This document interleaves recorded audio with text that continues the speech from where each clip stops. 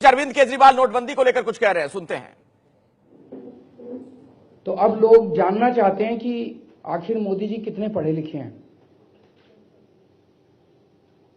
अपने भाषणों में वो कहते रहे हैं कि मैं स्कूल के बाद कॉलेज नहीं गया, लेकिन फिर उन्होंने दिखाया कि मैंने कॉरेस्पॉन्डेंस से डिग्री करी थी, लेकिन बाद में निकल के आ रहा है कि उनकी डिग्री फर्जी है। सेंट्रल इंफॉर्मेशन कमीशन ने ऑर्डर पास किए थे कि वो डिग्रियों से संबंधित जितने भी कागजात और रिकॉर्ड्स हैं वो अरविंद केजरीवाल को दिखाए जाएं। अगर डिग्री सही है तो उनको दिखाने में क्या हर्ज है। मेरी डिग्री के बारे में लोग आईआईटी खड़गपुर में आरटीआई डालते हैं, मेरे पास आती है चिट्ठियां आईआईटी खड़गपुर की, दिखा दें। मैं कहता हूं दिखा दो जी, सारा दिखा दो। प्रधानमंत्री जी अपनी डिग्रियों को क्यों छुपा रहे हैं। प्रधानमंत्री जी ने गुजरात हाईकोर्ट में स्टे ले लिया,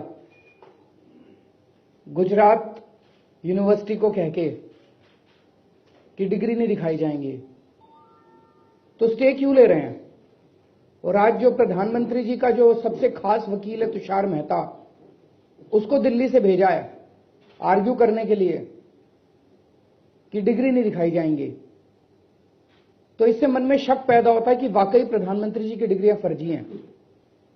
हम पहले भी कह रहे थे और अब यह शक और पुख्ता होता जा रहा है कि प्रधानमंत्री जी की डिग्रियां फर्जी हैं। अगर प्रधानमंत्री जी की डिग्रियां सही हैं, देश के लोगों को यह जानने का अधिकार है कि उनका प्रधानमंत्री कितना पढ़ा लिखा है। यह तो सबसे मौलिक अधिकार है। लोग जानना चाहते हैं कि इतने बड़े बड़े जो कदम उठा रहे हैं वो बिना सोचे समझे उठा रहे हैं। पूरे देश को उन्होंने मुसीबत में डाल दिया है। लोग लंबी लंबी लाइनों में खड़े हुए हैं। क्या वो अर्थव्यवस्था समझते भी हैं, या उन्होंने ऐसे ही बिना किसी से सोचे समझे बस अमित शाह से सलाह करके और पूरे देश को उन्होंने गर्त में धकेल दिया।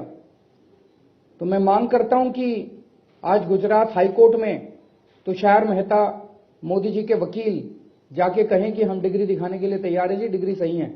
दूध का दूध पानी का पानी हो जाएगा। अगर डिग्री सही है तो दिखा दें। दूसरा, अब ये 12.5 लाख करोड़ रुपए तो इकट्ठे हो गए। हम मांग करते हैं कि इसमें से एक भी पैसा मोदी जी अपने अमीर दोस्तों के लोन माफ करने के लिए खर्च ना करें। जैसा कि विजय माल्या के 1200 करोड़ रुपए पिछले हफ्ते माफ कर दिए, एक भी पैसा अब अमीर दोस्तों के माफ नहीं होने चाहिए। देश के सारे छोटे व्यापारियों के और किसानों के सारे लोन माफ कर दो। ये हम लोग मांग करते हैं प्रधानमंत्री जी से कि किसानों के और व्यापारियों के, छोटे व्यापारियों के सारे लोन इस पैसे से माफ होने चाहिए। जो पैसा इतनी तकलीफ के साथ लाइनों में लग लग के लोगों ने, कितने लोगों की मौत हो गई है, इतनी तकलीफ के साथ लोगों ने जमा कराया है, उस पैसे से जनता का भला होना चाहिए, ना कि मोदी जी के अमीर दोस्तों का।